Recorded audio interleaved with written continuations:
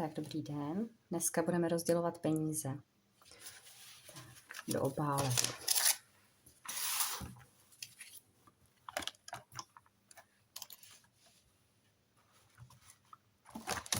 Tak, do restaurací na příští týden dám 200 korun.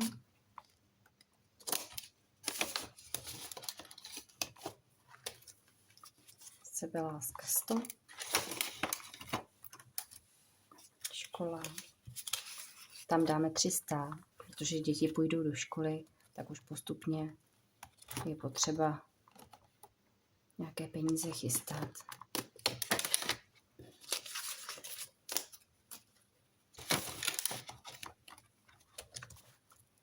Děti, pokud chtějí nějaké drobné, na něco dobrého, jistě, na cokoliv, 400.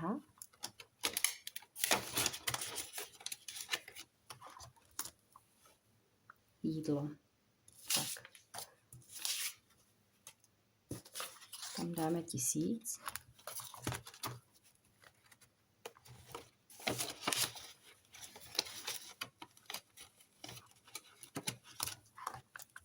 Káva.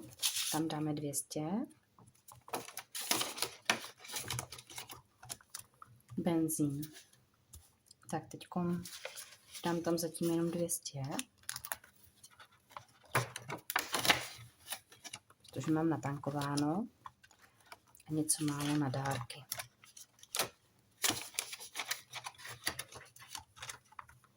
Tak. Už mi zbylo 500, 600, 700, 800, 900, 1000, 1100, 1200. Tak, tady tenhle si zavřeme. No, možná máme tady výzvu pro lepší zítřky, tak bychom mohli něco dát do této výzvy. Uvnitř obálky máme 3 výzvy. Jedna je na 500 korun, takže každé políčko má 500. Druhá na 300, každé políčko 300. Vždycky si zaškrtnete. A třetí políčko má 200 korun každá ikona. Tak, já si teda vyberu asi 500 korun. Tak. 500 korun.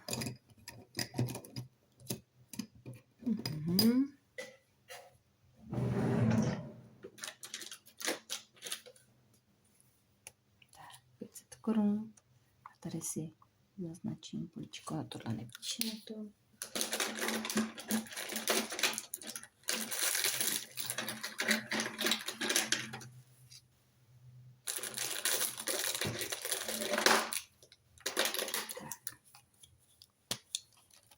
500 korun. A vložím do obálky 500 korun.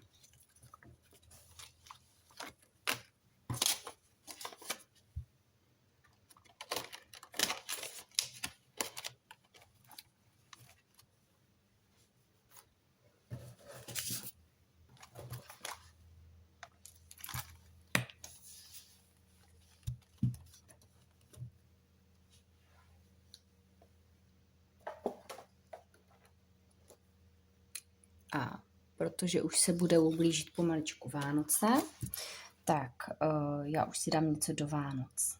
Takže máme výzvu Vánoce, perníčková radost. Já si sama můžu určit, kolik každá ikonka bude mít. Takže dáme třeba 200 korun každá ikonka. 200, ať už pomaličku spoříme na Vánoce. Tak.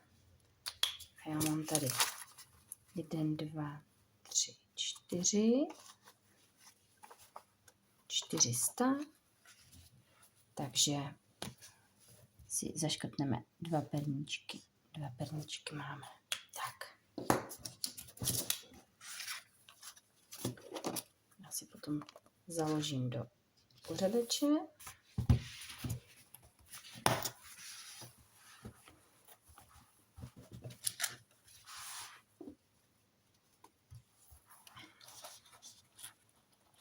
Už se připravuju na Vánoce.